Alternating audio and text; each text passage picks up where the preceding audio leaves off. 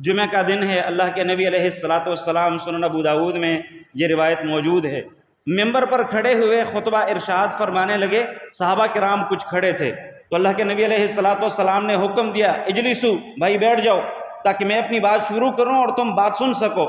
عبداللہ بن مسعود رضی اللہ تعالیٰ عنہ ابھی مسجد نبوی کے دروازے ہی میں تھے، وہیں بیٹھ گئے، یہ نہیں سوچا کہ میں تھوڑا آگے چل کے صف میں مل لوں جا کر پھر بیٹھ جاؤں، نہیں، اللہ کے نبی کا حکم کانوں میں پہنچا، فوراً تعمیل کیا، سر تسلیم خم کیا، چنانچہ اگر مگر اپنی تعویلیں اپنے عقلی گھوڑے دوڑا کے یہ نہیں کیا، ادھر ہی بیٹھ گئے۔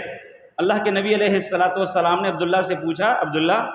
آپ وہاں بیٹھ گئے کیوں، آگے آ جائیں، یہ تشریفاً کہا۔ آگے سے عبداللہ کہتے ہیں اللہ کے نبی آپ نے کہا بیٹھ جاؤ، اسی لیے میں بیٹھ گیا ہوں۔